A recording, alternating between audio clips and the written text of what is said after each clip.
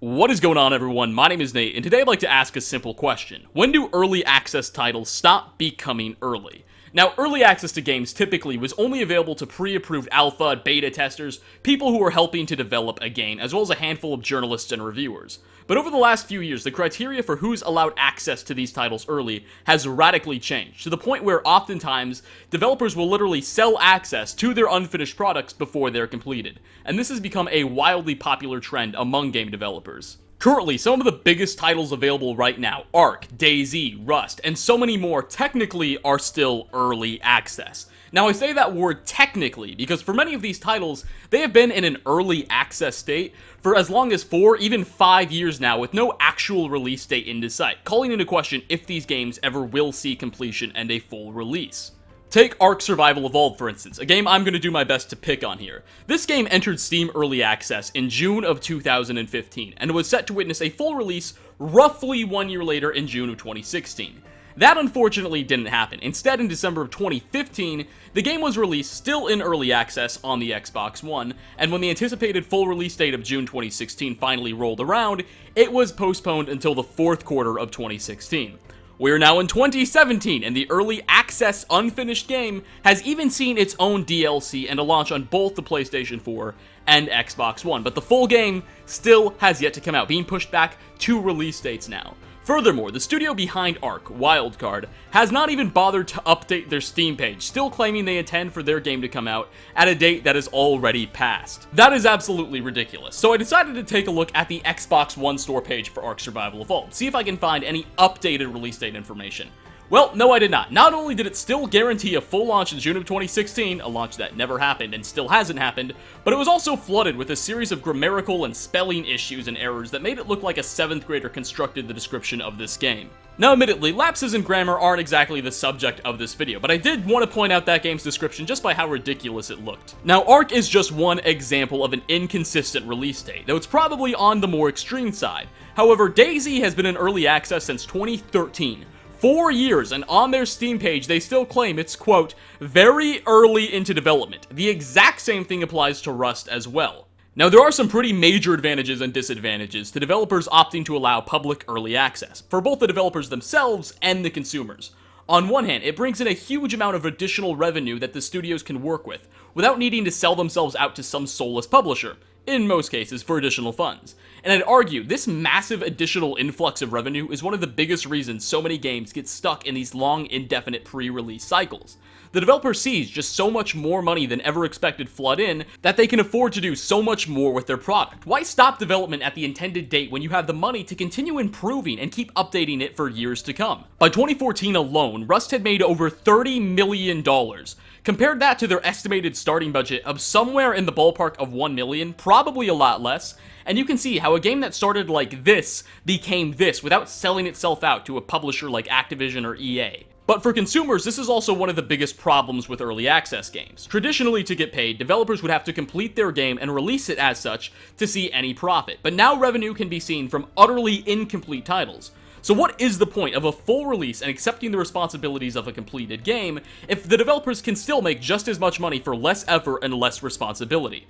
So it's undeniable that the early access system does allow some benefit to both developers and consumers alike, however at the same time it's reaped with flaws as well. A studio can flat out abandon a project whenever they please. In 2012, a game called Towns entered Steam's early access program. It ended up generating over 200,000 sales and $2 million in total revenue.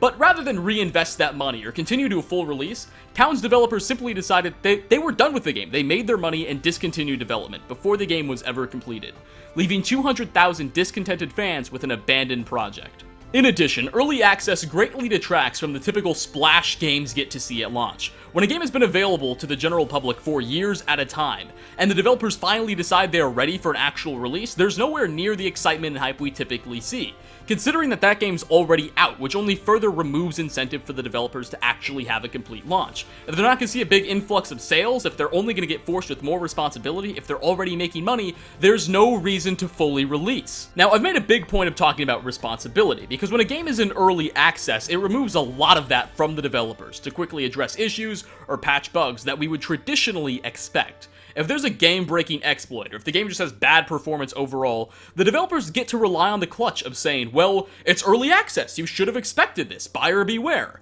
And I'm not saying there's anything particularly wrong with that, the developers are right.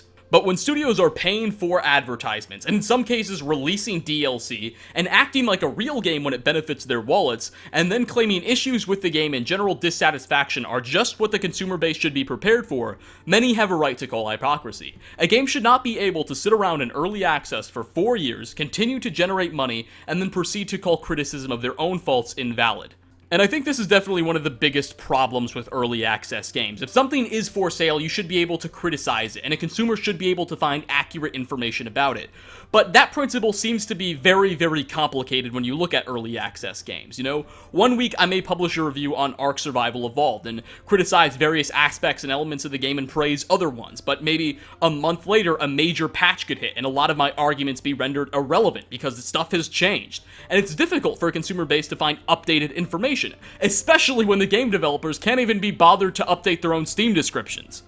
Now, that said, I still think we can all agree that early access is a superior system to pre-orders, in that you are immediately granted access to a title and usually have it some bit of a wider archive of YouTube videos and articles written about it to better formulate some opinion, regardless of how relevant that information may be. Whereas when you pre-order a game, you're saying, okay, I will give you $60 now for that title in 4 months. Do you promise it's good? But when you get an early access game, it's I'll give you $30 for your half-finished game now, and at least I'll be able to watch and see some media regarding how this game plays, rather than opposed to none. But at the core of this video, I still say treat early access games like you would treat a pre-order, you know? If you're not completely sure about the game, if you're not 100% behind it, then stay away from it. There are thousands of perfectly completed games available all over in which you can know everything about, and the information on is going to be relevant and accurate, rather than taking what it could very much a shot in the dark at these early access games.